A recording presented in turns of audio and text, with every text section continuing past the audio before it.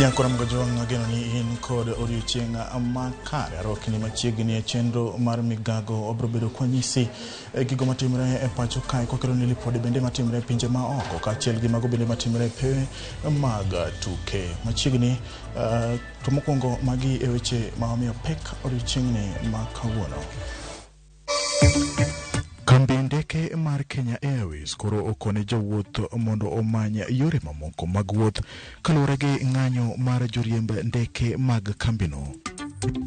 Chenro mar reso jowuoth dhi nyime bang' ndege mane giidho yudo masira kendo podho e nam Lolwe gi e gweng' ma Bukoba. Ageno ni ma otimore nyocha ni emogik onge madhi chako timore kendo. We have a list and we are pursuing them. Jotelo moyier kod mago mag arita kwe koro osingo makore kanyakla e kedo gi njore masani onore e gwenge mag Awendo.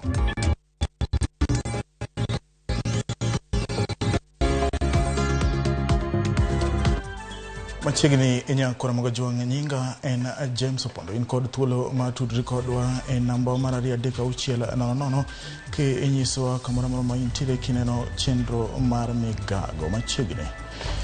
Ndek jowuoth moro oyudo masira tok nyumore e nam Lolwe gwenge ma Bukoba piny mar Tanzania. Ndegeno manitie bukambi mar Precision ne oriko jok piyo jinde mane ogwenyore medo kendo nyumore e nam Lolwe. Od fwambo mar piny no yango ni masira no nyalo bedo ne okel kod koth kod yamo mapek makudho e gwengego. Jatend piny Tanzania Suluhu Hassan kokalo mbi mare oro ote mag chiwo mos ka wacho ni jopiny obed kod geno e seche mar reso abiria mane oriko nitie e ndegeno pod dhi nyime.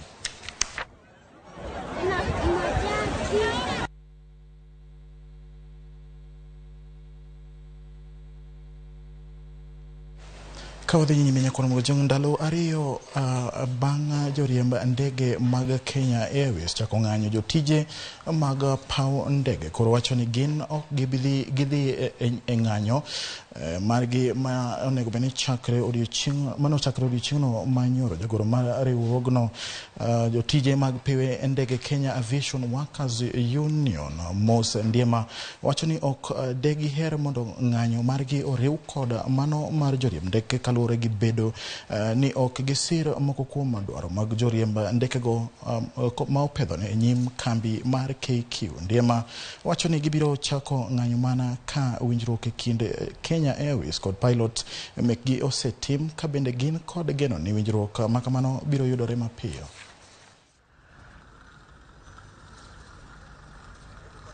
We got concerns both from the management of Kenya Airports Authority, other stakeholders within the aviation industry, and even the government, that the timing for our action was inappropriate. It was being construed as cow joining CALPA in their strike.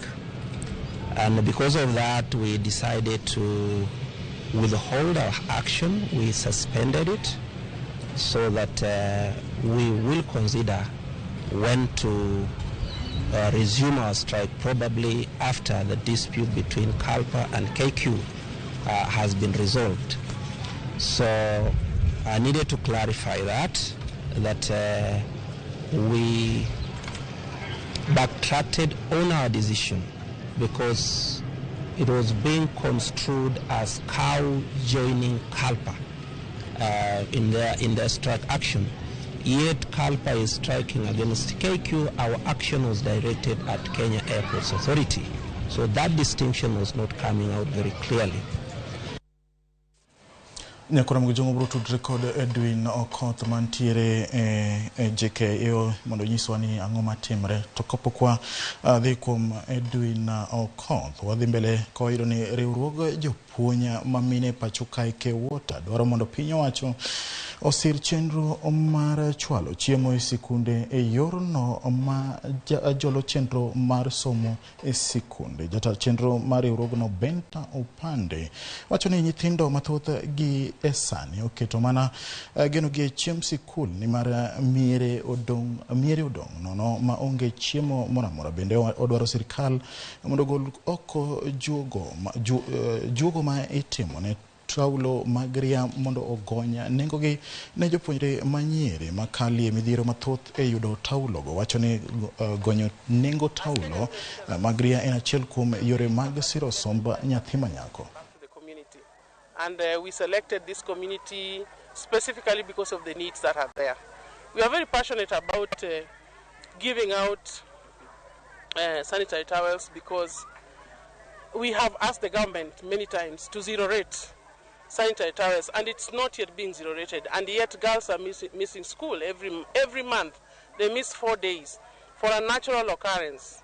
We are asking the government to please zero rate sanitary towels. Our girls are getting early pregnancies and are leaving school prematurely because they can't afford some of these towels. And again, we are sending kids to school and they are malnourished.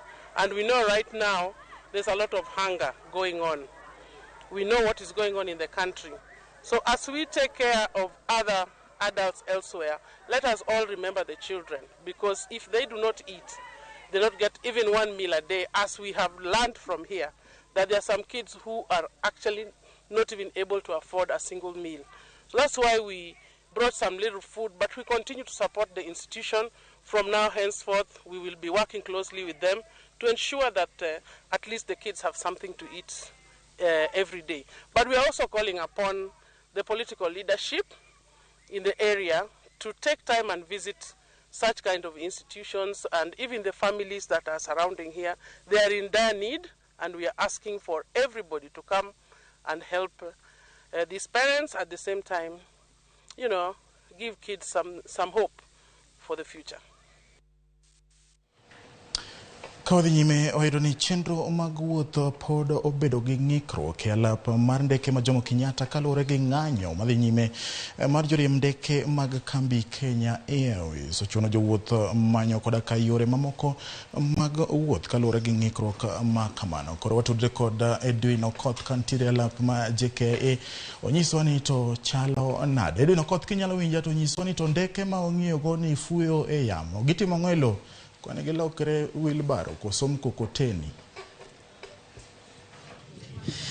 Opondo javija winji makare mana kaka iwacho no, ndeke ok onego bed ni bet e lowo, ndeke onego bed ni fuyo malo ka giloso omenda, to be ka gikelo dongruok kata chwalo ji kuonde monego gichope. To kamine nantiere ni Opondo, ma en kamolose mamoro makoro jowuoth ma okwamo mapok oyudo kaka ginyalo wuotho e ndalo 3 kata 2 mosekalo.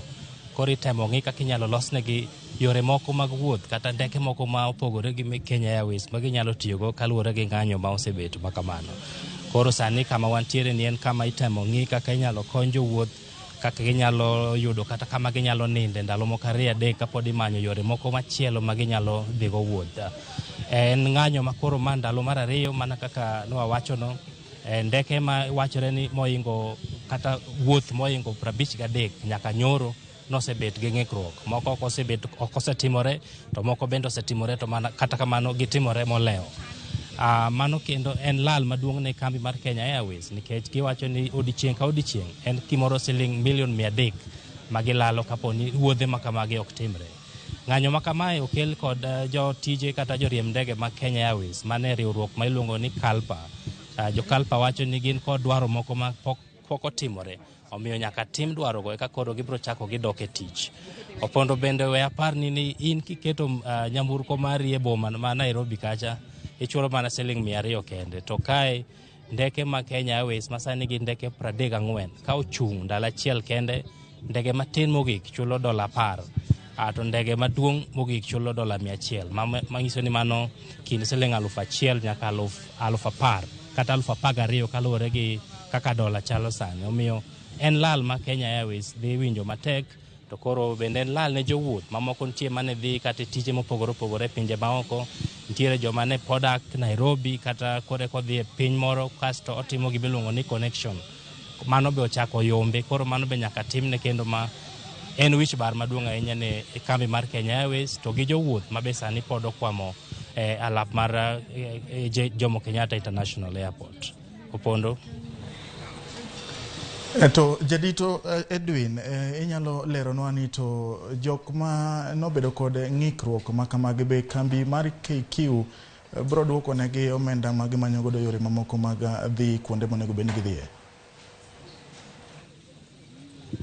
Mana kaka iwacho no Opondo, kendo hema man kani mane tich ma hema man kani timo en hema ma ji mano bedo gi ng'ikruok machalo kamano. Koro iwinjo ni to inyalo kony gi nang'o. Mokwongo inyalo tergi gidhi ninde magawa moro kata kapod irito ni nikech nitiere geno ni winjruok e kinde joriemb ndege gi Kenya Airways nyalo bedo odiochieng' ma kawuono.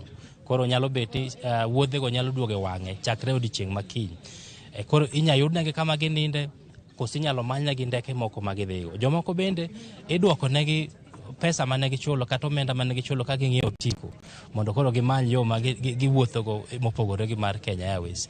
To mana kaka nang'isi ni mano en lal maduong' nikech duoko ne ng'ato omenda kama nisekwano ni ma iseyudo. Ichalo ng'ama omako rech e nam kendo koro ichuno nochako duok rech e nam to kech ngaje bokwako odi. Kenya Airways osebet ka yudo lal maduong' ahinya e yuto margi e higni mosekalo. Omiyo bedo ni koro nyaka giduok omenda mane osechul ne jogo madwa dhi wuoth nikech ng'anyo machalo kama en pek ahinya. To be kapok aweyo Opondo, nyaka ang'isi ni nitiere geno moro mano neno kawuono nikech jotije mag airports kata miluongo ni Kenya Aviation Workers Union bende koro nodonje ng'anyo odiochieng' manyoro, ma koro ng'iso ni kata mondo yud ndege mopogore gi mar Kenya Airways no nok inyal timore kapo ni Kenya Aviation Workers Union bende nodonje ng'anyo. To kawuono nwawuoyo gi jotendgi gokinyi giwacho ni gin gigolo giwe ng'anyo kendo giwacho ni giborito nyaka kalpa kata riwruok mar jo riemb ndege mar Kenya Airlines Pilots Union mabe emasani ni strike mondo winjre gi Kenya Airways mondo kik ji ne ni gimbe giriwore gi joriemb ndege go. Koro mano en fuong'ruok matin nikech kata bedo ni ndeke ma Kenya Airways ok dhi to ndeke mamoko to ringo nikech jo airports kata Kenya Aviation Workers Union bende ng'any, to tiende ni onge ndege mora mora manyalo donjo kata manyalo wuok e Jomo Kenyatta International Airport. Koro mano en fuong'ruok matin, to kata kamano pod en pek ma tie mana geno ni seche 24 mabiro en wach ma inyalo los mapiyo. Erokamano Edwin Okoth ka entiere e lap ma JKIA. Abro weyi Edwin mondi los lipot kochopo sa achiel kod Sadik obro yude e yorno makare. Kawadhi nyime gi weche ma donjono kae nyakon mogo jwang kotudre kod ng'anyo ma dhi nyime JKIA. Wayudo ni jowuoth ma okwamo e lap ma JKIA pod medo golo ywak margi kaluwore gi midhiero ma ojukogi mar wuoth kochakore odiochieng'no manyoro. Jowuoth moko kuomgi ok nyal chopo e wuodhegi mane gisechano nikech ng'anyo mar joriemb ndeke. Kambi mar Kenya Airways bende ne osekono jowuoth mondo mi ong'ad oko otiko magi manyocha giseng'ado. This morning I was scheduled to travel to Cape Town, and I've just arrived here. I came here at around 5:25 in the morning for my flight at 7:25, but I've been informed that the flight has been cancelled. And the airline is advising us that we look for best alternative flights. And right now, I've realized that I can't continue eating here because I need to know what to do with the travel.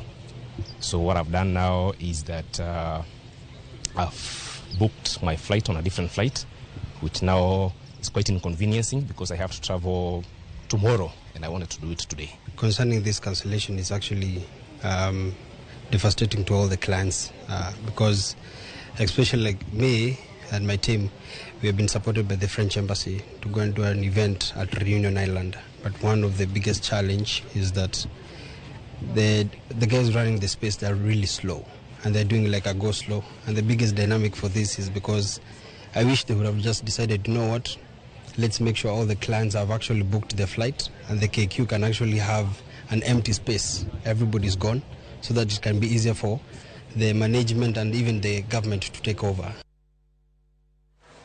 Nyakora mgajo ng'odhi yo matin ka dugo pod wan kod weche mathoth mayudore pacho kod pinje maoko kata bende mago matimre e weche mag tuke ka odiochieng' ma kawuono kochakore saa 9 klab mar Chelsea rakore gi Arsenal. Kik dhi mabor.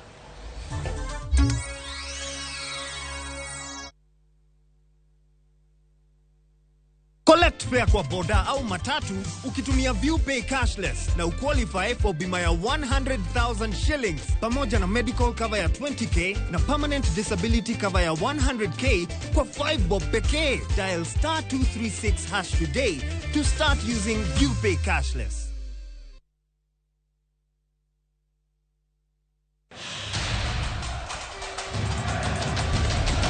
It's time for the greatest football stage in the world. Hapa Shabiki.com tunakuletea the Qatar jackpot. Rahisi sana. Correctly predict 6 World Cup games kwa shilingi 8 pekee and win 60,000 shillings za haraka kila siku. Tuma neno QJP to 29063. Believe it. 6 World Cup games, 8 bob and 60,000 shillings cash is all yours. Play now. Strictly not for persons under the age of 18. Betting can be addictive. Play responsibly. Shabiki.com is authorized and regulated by the BCLB. License number 416. Shabiki.com.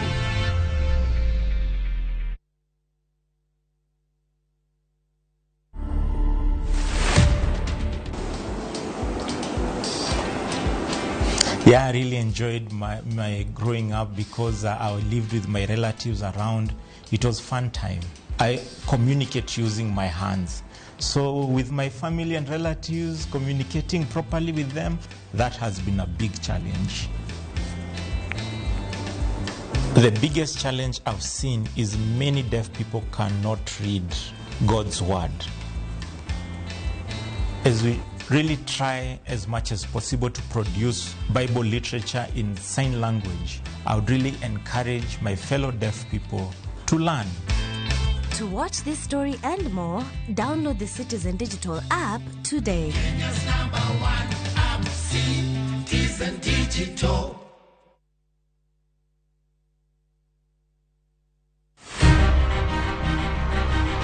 Onyalo bedo nyaminu, osiepi, jaodi, mamani.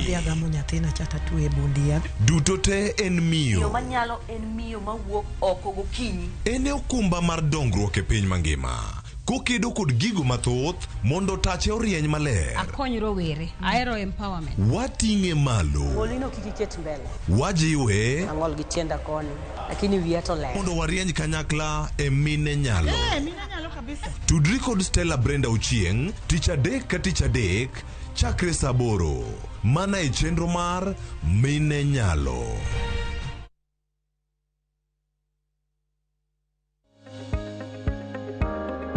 Luoko lwedo seche duto godiochieng' ber to onyalo bedo maber moloyo kinde ma tuo moro omuoch.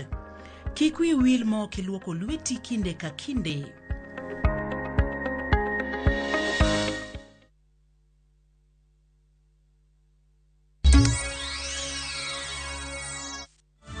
Machiegni kendo Ramogi. Jopiny e gwenge ma Makwa kar chung' od bura ma Gatundu North e kaunti ma Kiambu medo yudo achiedh nade kaluwore kod oro gi kech ma okwako gwenge ma kono. Kata obedo ni moko kuom riwruoge temo chwalo negi chiemb kony, kech osemiyo jonyuol ma kono tiyo kod yore magalagala e duoko piny ywagruok mag nyithindo mangaji ogore kuomgi. Yudore ni jonyuol sani ni miyo nyithindgi kong'o kod nyasore mamiyo ginindo kendo wigi wil keto jonyuolgi ywaruok ka gidwaro chiemo. Peter Kamau ma en jadak makono koni thoth nyithindo ok nyal dhi nyime gi somo kaluwore gi kech ma osaso gwengego.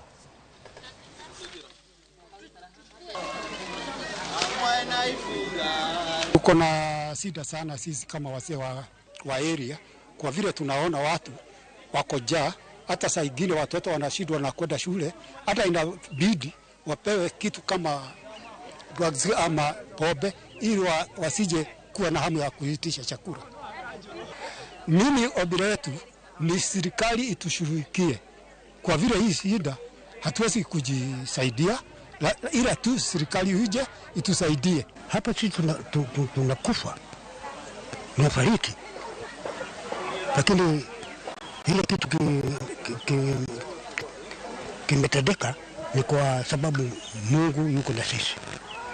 Kama kimungu hamkuta watu wa Kongo hapa. Watu huku wanasema ni shukurani kwa hii vitu wameletewa wakule sio masiku ya ongeseke. Hii ni jambo ambalo la kusangaza sana, kwa sababu ukiona serikali ikipeana chakula nje lakini inasahau na watu wake, ni jambo la kusangaza sana, kwa sababu katika hii sehemu ya Mlima Kenya haswa sasa wakati mahali niko katika Gatodo North kuna mbala kubwa, na naomba serikali hata wakati unashughulikia watu wengine nje katika nje ya nchi, kumbuka watu wako. Hao ndio watu ambao walitengeneza serikali yetu, hao ndio watu ambao utakimbia wakati wowote. Sisi kama wanarika wa Gatondo North, ward zote ziko represented. Tukaamua mtu achange kidogo kidogo ndio tukuje tuweze kusaidia hawa wazazi wetu. Wengine ni wazee kabisa, wengine hata si wazee lakini wako na mashida tofauti. So sisi tukaungana sisi wote pamoja kama wanarika, tukitafuta msaada kwa watu wengine ndio tukuje tulete chakula huku. Na kweli nataka kusema ya kwamba ukweli ni ati watu wako na njaa. Jasiasa Jimmy Wanjigi osundo piny owacho mar Kenya Kwanza mondo mi peka lwenje kedo koda oro makoro kelo achiedhnade mathoth pacho kae. Wanjigi wacho ni tim mare piny owacho masani esayogo piny owacho mokalo ok bi kelo resruok kata matin ka odwaro mondo sirikal omany yore mag gero kech thur kae. Komachielo osiro piny owacho kuom wuoyo bad obila moyango ni yande rocho ratich oganda ahinya mawuok e gwenge mag Nyanza kod Nairobi higa mar 2017 ka koro odwaro mondo ratiro oyudre korka kore. Gavana ma Siaya James Orengo oseyo piny owacho kuom medo osuru ne jo Kenya makoro chumi oheo gi e kindeni, ka owacho ni piny owacho mar William Ruto oseloko toke ne singo mane ochiwo ne jo Kenya. Tuko na serikali ambayo imeingia usukani. And I want to say here and now, we know the challenges that this government has gotten. We know what they have inherited.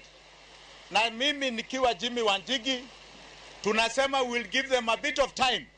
Lakini wajue watu wako na njaa. Watu wako na njaa. But we are going to give them a bit of time before we say too much. But we commend them on one thing. Kitu inaitwa reforms za police. This police, which was in the new constitution, envisaged as a police service to remove us from the days it was called a police force, is not a service. It had become a force kama ile ya zamani. This police you're seeing here are home to mass murderers of our own Kenyans. We witnessed it even in this region wakati wa 2017. Ruto, you promised that you needed 100 days. We are not going to wait for 1 year. Na sasa zetu hatuwezi kungojea mwaka nzima, hata miaka miwili, miaka mitatu, miaka mitano. Wewe ukifanya makosa ni kama mimi nikifanya makosa Siaya. Makosa zangu lazima zikosolewe sasa hivi, si kesho. Kwa hivyo sisi tunasema ya kwamba serikali mchukua usukani, mkasema mnaweza, na tunasema ya kwamba kama mlisema mnaweza, tayari Kenya Airways imegoma, tayari bei ya unga bado iko juu, tayari mishahara bado ziko duni.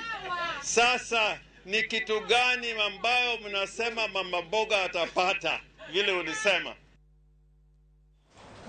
Jatend duond bura mar ODM e county ma Kisii chayo mane en governor Makono James Ongwae kod mane en jaod bura mar county no Janet Ongera kuom dar e duond bura mar ODM kotelnegi kod jakoma mar ODM e county no ma Kisii Kerosi Ondieki gikoni dar mar jotelogo dhi konyogi tego duond bura mar ODM. Giyango ni Ongwae ne ondhogo ODM e kinde kampen kendo onge ombulu moro amora mane gimiyo jochung' mag ODM e yiero maduong' mokalo. Ongwae kod Ongera ne ojwang'o ODM ka gikoni giyudo akwede kowuok kuom jotend duond burano e county ma Kisii. ODM officials are rogues, imposters, fraudsters, actors, charlatans, impersonators, and shams who are self-seeking. It is needless of them to masquerade as ODM members and officials. They are strangers and non-entities in ODM. Yes. Their act is an exercise in mass futility that is filled with hopelessness and inconsequential to the ODM structure within the boundaries of Kisii County. It should be factually noted that the said members were never involved in Azimio la Umoja campaigns, but played nocturnal politics within our opponents then. That was an act of betrayal of trust, deceit to the party that had held them highly for a long time. Yes.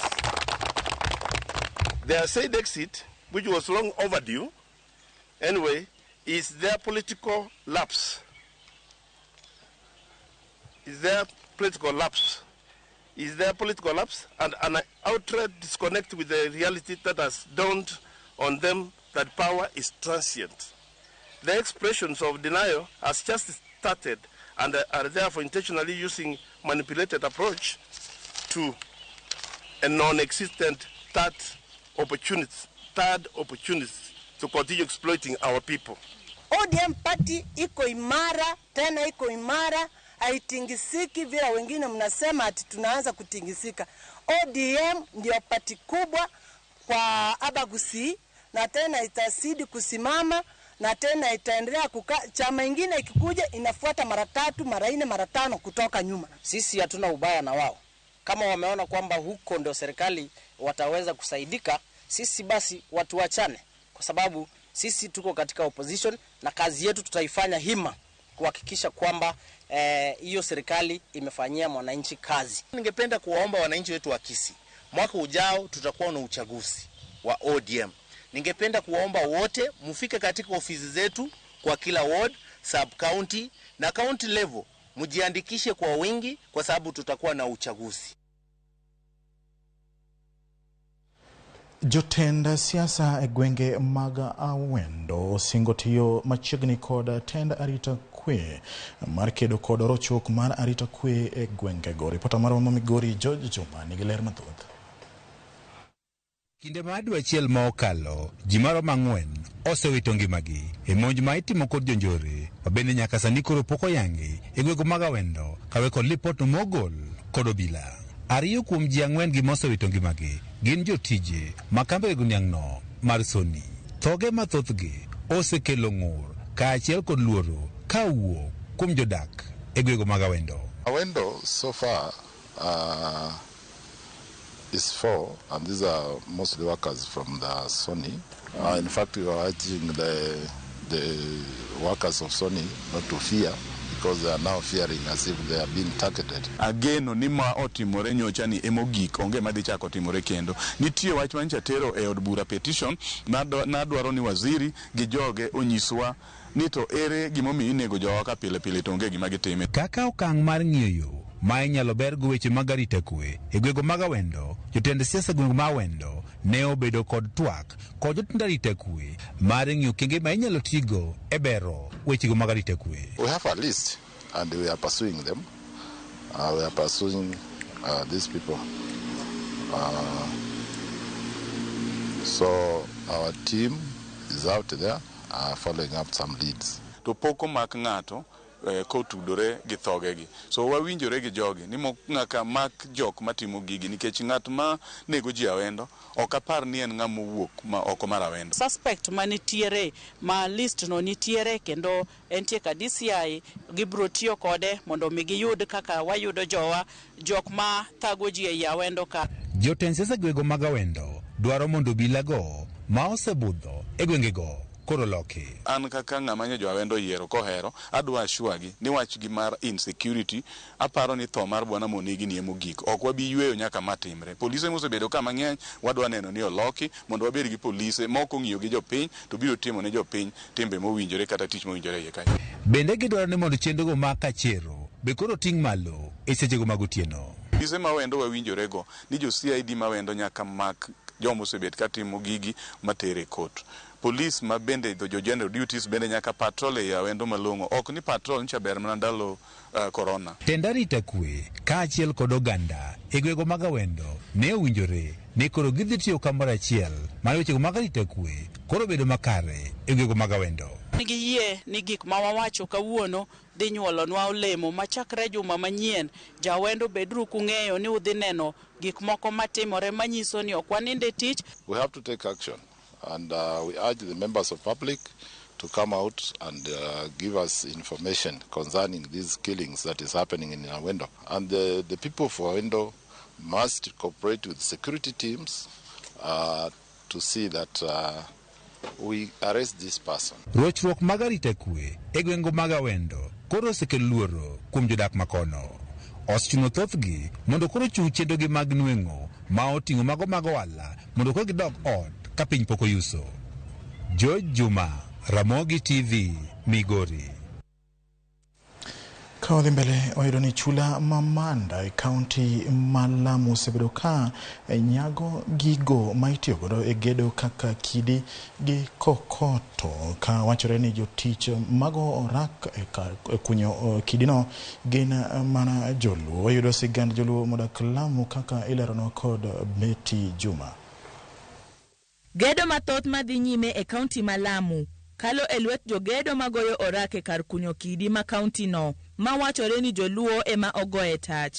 Bottom up ni ile kitu iko kama triangle, haieleweki kichwa. Historia wacho ni onagi mane okungo biro kanyo nogoyo dak gi familia magi to bang'e gichako ohala mar kunyo kokoto gi kite mag gedo, gino ma osekonyo ten kaunti ma Lamu e yor ushuru. Wale wengi ni Wajaluo. Hao ndio wanajulikana mahali hapa kwa ukataji mawe. Hata ukikuja Lamu ukisema unaenda Lamu Ujaluoni ni hapa hapo utakapoletwa. Hakuna mahali pengine. Baada huyu Mjaluo kukita mizizi, wameleta mabibi zao. Mabibi zao wakaingia kwa kazi nao kuchimba kokoto. Wanachimba kokoto kwa wingi. Kwa hivyo kokoto inaenda pamoja na mawe. Na imefanya serikali ya kaunti ya Lamu imefaidika pakubwa sana na kupata ushuru mkubwa sana. Philip Onyango en achiel kuom anyuola ma osedak Lamu kuom kinde malach, ka bende orak mar kunyo kidi ema osebedo ka keto ne chiemo e mesa. Mimi nilikuja hapa 91 mwezi wa 9. Sasa shughuli ambayo imenileta hapa ni kazi ya kuchimba mawe. Na mimi kabla sijakuja kuna watangulizi waliotangulia kitambo ambayo walikuja hapa 1982 ambayo walibunda hapa. Sasa kazi ambayo tunafanya ni kazi ya mawe, tunachimba ndio tunapata nayo riziki. Na walikuja wasee 5 na sasa wakabila nyingi pia wametuunga tuko wengi sasa. Kata bedi ni ginwang'o yuto, gilero ni gionge obok mag lowo mar kama gidake no, kendo kinde ma giyudo midhiero kaka tho mar nyawadgi moro, chunogi mar manyo yo mar chope dala. Watu wanakufa kila mwaka, lakini kifo kipatikana saa hiyo tunachanga pesa, mwili unapelekwa Mpeketoni. Mnaanza kupanga vile mnaweza kusafirisha huo mwili. Kiini na sababu hatuna hati miliki. Hatuna kibali cha kuzika. Hakuna sehemu yenye imetengwa ya kuhifadhi, ya kuzika hizo mili. Hakuna. hapa hatuna title deed ambayo unaweza kusema mtu aenda ajenge nyumba yake dhabiti. Unajenga na utaboromoka, utafukuzwa.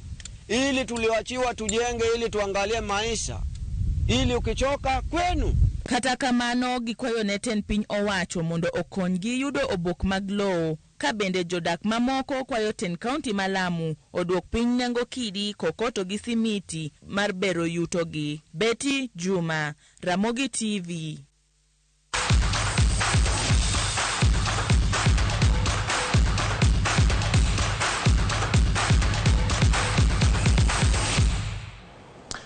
Nyakora mogo ajuang ne johera mag adhula Chelsea bro rakore kod club mar Arsenal kochopo saa 9